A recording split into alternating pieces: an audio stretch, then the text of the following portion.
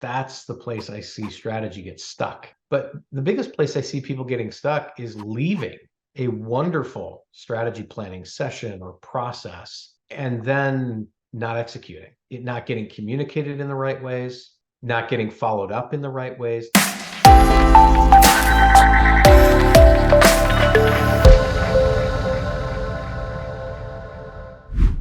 Okay, folks. So now on to today's topic area, making strategic planning work across the organization. Yeah, and building on the title of our conversation here, making it work across the organization. Let's pull on this idea of how do you make that happen? Who do you involve?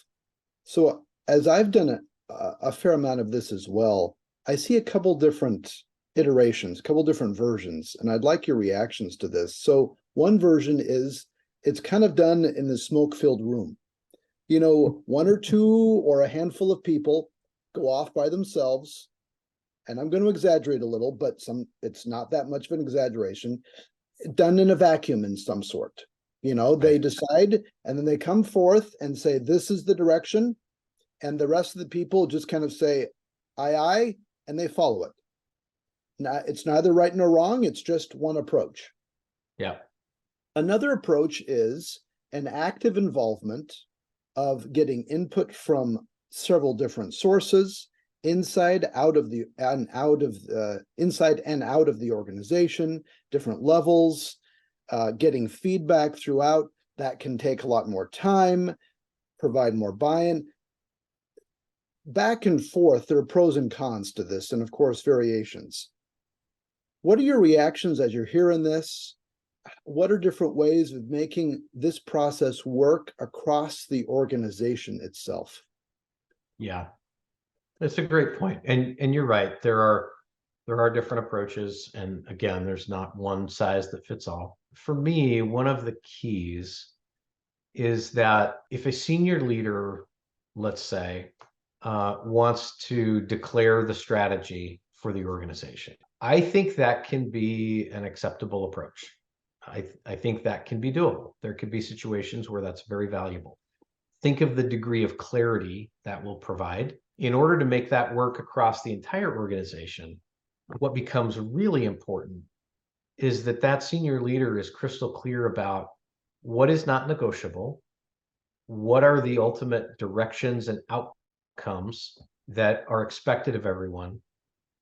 And then from there, where are the places where people can be creative, they can be empowered, they can come up with their own goals and plans and approaches to execute on that strategy.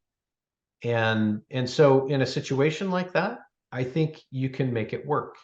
Now, the one downside is, we know that people are more committed to something they help create, right?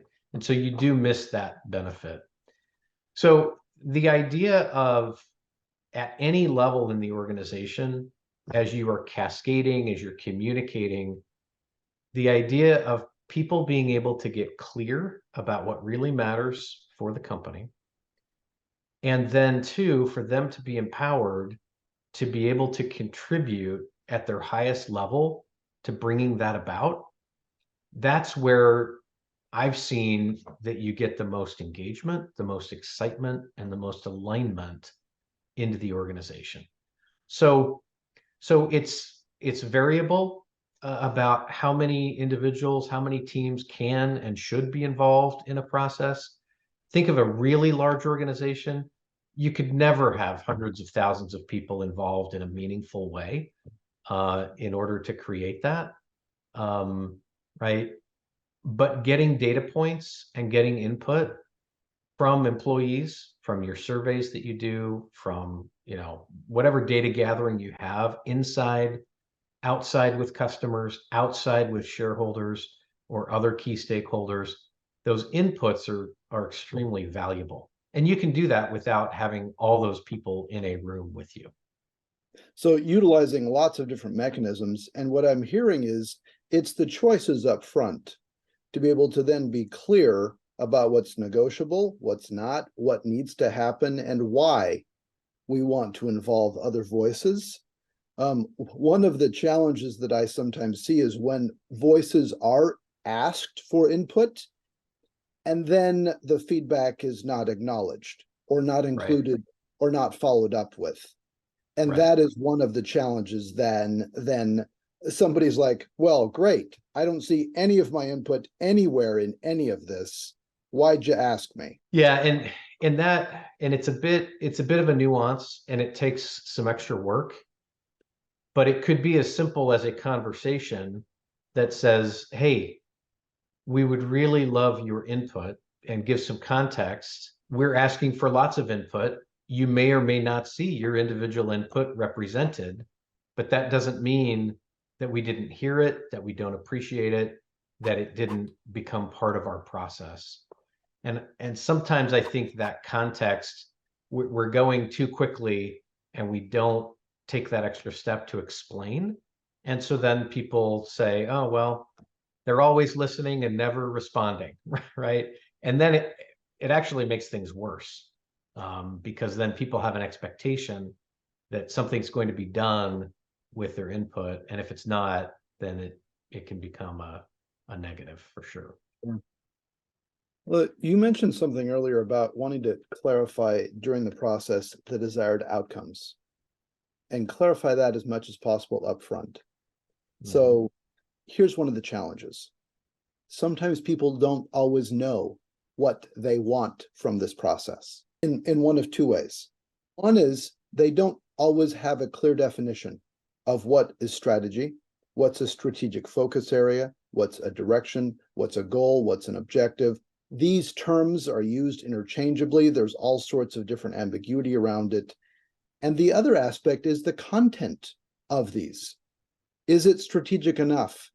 Is it goalish enough? Is it objective-ish enough? Okay, Nolan, in 30 seconds, what is strategy in your view? What is a good litmus test to help define what is strategy in essence in your view? I think for a competitive business, strategy is outlining the prioritized set of choices that an organization will make and will focus on to win. In a more mission centered organization where winning is not necessarily the objective, then I think in place of winning, it's your vision and your mission, your aspiration and your purpose for existing. And what are the choices that will help you best fulfill those two things? Clear, all around choice. And it's focused around either the winning element or the mission or both.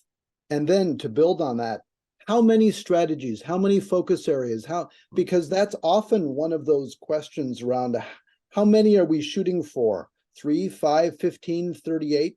And I'll just share a brief example. One past client of ours several years ago ended up with 38. I will admit we were not involved in that process.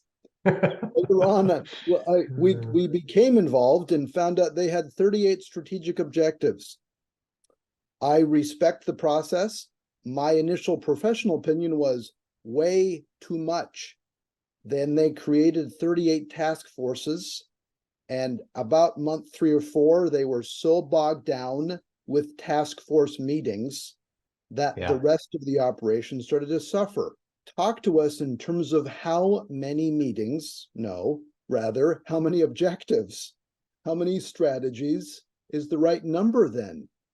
That's a great example, and I've seen that in other organizations as well, right? Where you suffer under the weight of what you've created because it's too complex. Right. Um, so typically, and again, the nomenclature can change and be different, but if we said very generically an organization strategy was to win based on low cost, they're going to be lowest cost in their competitor set, then I would expect as part of that strategy that they would have no more than 3 to 5 key strategic pillars or strategic focus areas that defined broadly the choices they were going to make to be lowest cost.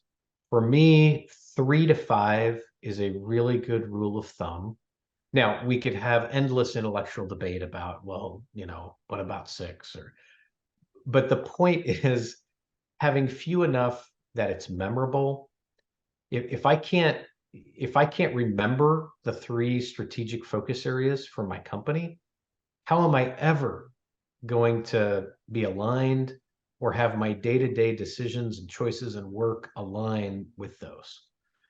And so now, once you have the 3 to 5 defined, sure, there's all kinds of levels of cascading, and you might have 3,800 objectives at different levels of the organization, but any individual may only have 3 to 5. And so there's that focus and there's that clarity for each individual in how they're contributing, how they are helping the company ultimately win or achieve their mission. Gotcha. Makes sense. Nolan, especially for the strategic planning process, where do teams get stuck in this process? Yeah, I think there's several places that tend to be kind of typical. The first place is one that we've already talked about, and it's the choice about whether to do it or not. So sometimes they get stuck and immobilized by saying, this is going to take too much time, too much effort. We have too many fires burning. There's too many urgent things happening. And so they don't do it at all. And they kick the can down the road. And what happens, of course, is they keep operating the exact same way they've been operating, and they're not making traction. They're not making progress. So that's one. A second one is, and I don't, generally I don't see this a lot, but it can happen, especially if you've got a larger executive team or team at any level that's doing this. There can be, if there are unclear decision rights, then you can get into some conflict that gets unresolved and that keeps spinning and spinning and spinning. And so that's a place where I see some teams getting stuck. Not too many, but some. Probably the biggest place that I see people get stuck, and we may not think of it as getting stuck necessarily, because stuck sounds like we don't know what to do. But the biggest place I see people getting stuck is leaving a wonderful strategy planning session or process and then not executing, and it not getting communicated in the right ways, not getting followed up in the right ways, not having the integrative or the management mechanisms in place to then, communicate, implement, manage it, track it, measure it, follow up, tweak it, all of those things afterwards. I love this quote, and we could replace plans with strategy, but this quote from Peter Drucker: plans are just good intentions unless they immediately degenerate into hard work. And that's the place I see strategy get stuck. And I've told, in fact, I've told some clients recently that, look, we can walk away from a strategy session and have an amazing conversation, a beautiful document, and if it doesn't get translated into how the organization's executing, then we just wasted our time. So anyway, those are a few of the spots where I see problems. Yeah, this implementation, I want to put a pin in this implementation because I want to spend more time on that in a moment. There have been some great comments here. Let's go first. Mary has offered a thought around where some teams get stuck is just even being able to know how to place a bet on where they want to go in the future. And she might be talking about, it's somewhat easier, and I'll say easier in quotes, to assess where you're currently at or look historically. Easier simply because you have the data. Okay, good. It's harder to be able to then assess and place bets and to agree upon where the future might be because, well, you don't know. And you have to figure out then and say, yes, this is where we're going to go. And that's a challenging thing to be able to come to terms with.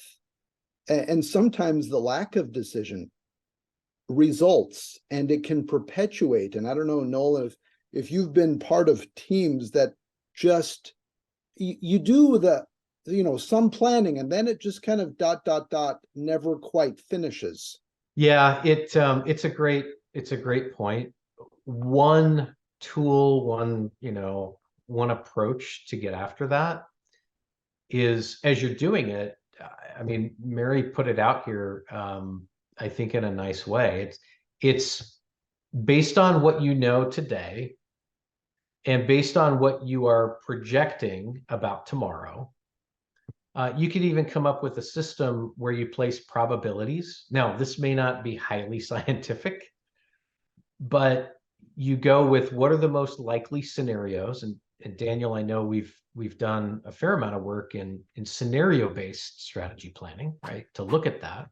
Yeah. And so you can create the framework in a way to help the team work through that and have structure help you make some decisions based on, again, what you know today and what you believe to be most likely about the future. And this, in one sense, I think this relates to this other question that someone asked about how often the plan should be revisited and adjusted. Yeah. So in larger organizations, a lot of times the board will direct and will mandate to some degree strategy planning periods. A lot of times those are 3 years or 5 years. In smaller organizations or in much faster paced industries or high growth, you may need to revisit it every quarter and just do a gut check and say, is there anything we need to tweak or adjust for our next quarter? As so the time frames are a lot, are highly variable depending on some of those factors. And to Mary's point, if you're in a highly uncertain situation, you could have those checkpoints established more frequently to be able to, even if it was an hour, right? Even if you get people together for an hour and you say, hey, let's take a look at our strategy. What has changed about the external environment and what do we need to tweak, or what do we need to schedule more time to go deeper into? Yeah. Nolan, oftentimes during the strategic planning process, as well as during the implementation, organizations will choose to have a point person, either internal or external, or a combination of both. How and when should an organization decide when to have an internal or an external person guide and direct, facilitate some of this planning process? What's the criteria they should use to make that decision?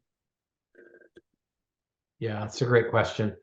So I think some basics about the internal versus external, and if you're going to go internal, who you select.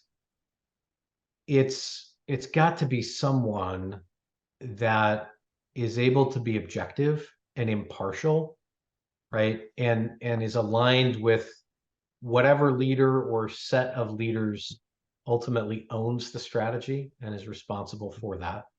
And there's got to be it's got to be someone with a strong facilitation skill set and background, as well as strategy skill set and background. And those can vary, again, depending on the complexity of the situation. And so those become critical. And what I see a lot of times, for instance, when we get brought into organizations to do this, it's not always even that they don't have people that are capable. Many have very senior and seasoned people. It's that it becomes really challenging to be objective when you have skin in the game about the strategic choices being made, and you are asked then to facilitate a process or a set of meetings. And it's human nature that you're going to tend to skew to your own agenda, the things that are in your own head, without any bad intent, right? That's just the nature of it. And the other aspect I would just highlight again, Daniel, that we brought up is the other elements that come into play, where there are team dynamics happening that, an external consultant and facilitator can really help with. Sometimes we even do work with clients where we are coaching some of the executives that are on that team, for example, individually. And so there can be residual benefits that way to be able to observe them in action and give feedback. And so there are a lot of different benefits. Again, there's not a right or wrong. But I do think it comes down to, are they able to be objective, and do they have the skill set required to really run, a rigorous and a structured process that will produce the right outcomes. Yeah, that's well said. And I've seen it. I've seen the point person, again, even when we are brought in, I've seen the point person vary. CEO, chief strategy officer, head of HR, there's a whole host of roles that I've seen kind of play this function. So, yeah. Okay, Nolan, last question, then we're going to wrap up. okay. What is the one thing, Nolan, that you want people to leave with to help them, enable them to make strategic planning work across the organization? What's the one thing? Do it. Begin where you are, do it, and follow it through, right, to the point where it devolves into hard work. And even if it's super simple, even if you do it in a very small department or function within the organization, do it, learn from it, and then get better at it. Because as a capability, it's imperative for a business to grow and thrive, to be able to strategically plan, and to do it well, and to have it devolve into hard work. Well said. Nolan, thank you for being on the Leadership Growth Hour today. Thank you. It's been a great discussion, Daniel. I appreciate it. And thanks for everybody's engagement, comments, and questions as well. To register for future Leadership Growth Hour events, please visit stewartleadership.com/events. We'd love to have you join us. Till next time, take care, everyone.